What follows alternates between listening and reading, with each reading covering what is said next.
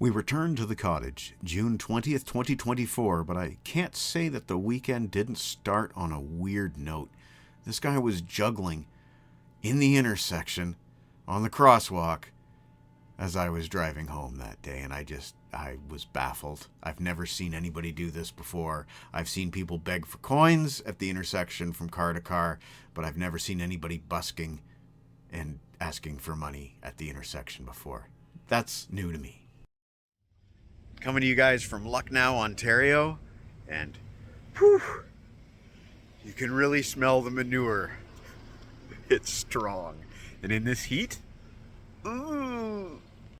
45 minutes later, I was set up on my front porch and rocking the tunes.